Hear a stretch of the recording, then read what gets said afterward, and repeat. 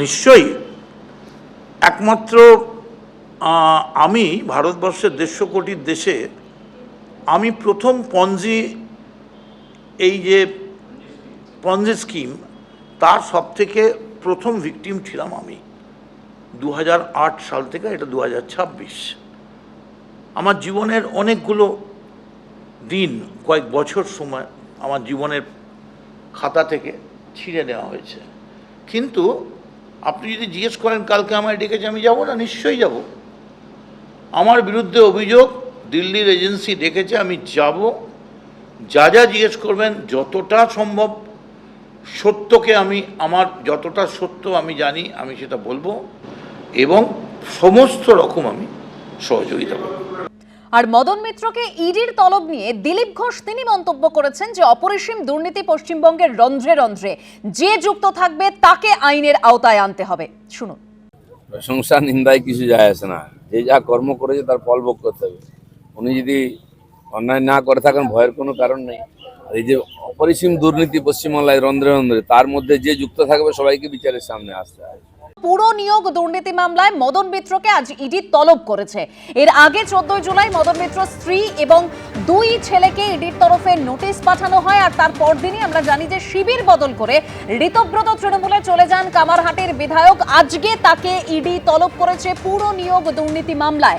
তার কাছ থেকে ঠিক কোন কোন বিষয় জানতে চাওয়া হবে আমরা জানবো। আমাদের প্রতিনিধি আবির দত্ত রয়েছেন আমাদের সঙ্গে এই মুহূর্তে। আবির, ইডির তরফ থেকে ঠিক কি বলা হচ্ছে কি জানতে পারছো এই মুহূর্তে? আর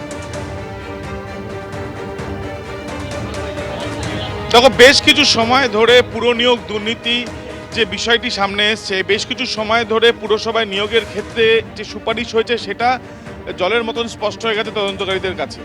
কিন্তু এই যে সুপারিশ হয়েছিল সেই সুপারিশ কি মর্মে, টাকার বিনিময়, সেই প্রশ্নের জবাব তারা খুঁজতে গিয়ে তারা দেখেন যে দক্ষিণ দমদম পুরসভার ক্ষেত্রে টাকার বিনিময়ে সুপারিশ করা হয়েছে এবং তারপরে চাকরি হয়েছে। সেই মর্মে তাদের যে তদন্ত চলেছে সেখানে প্রাক্তন মন্ত্রী সুজিত বসুকে গ্রেপ্তার করা হয়েছে।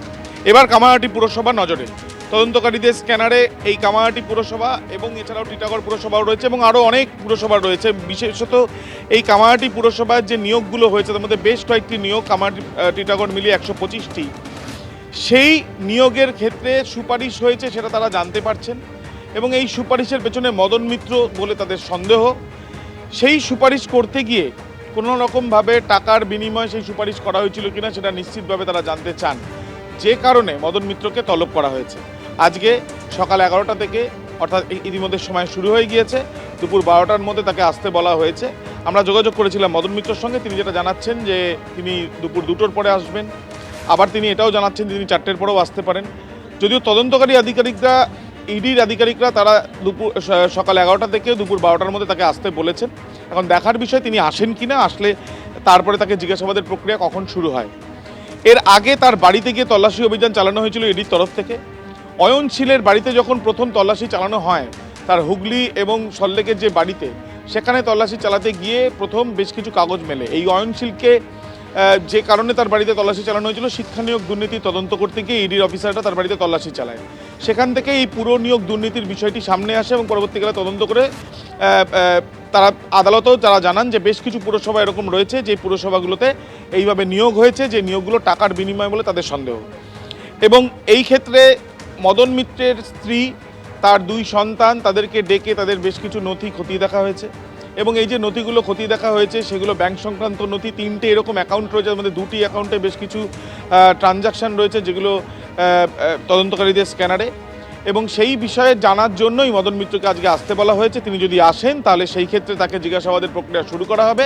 দেখা হবে যে পুরসভায় দুর্নীতি হয়েছিল কিনা, অর্থাৎ পুরসভা নিয়োগের ক্ষেত্রে এই দুর্নীতিতে কে বা কারা জড়িত, সেক্ষেত্রে কি মদন মিত্রের যোগ রয়েছে সেটা নিশ্চিত হওয়ার জন্যই তাকে জিজ্ঞাসাবাদের জন্য ডেকে পাঠানো হয়েছে। ধন্যবাদ আবির। এবিপি আনন্দ, এগিয়ে থাকে, এগিয়ে রাখে।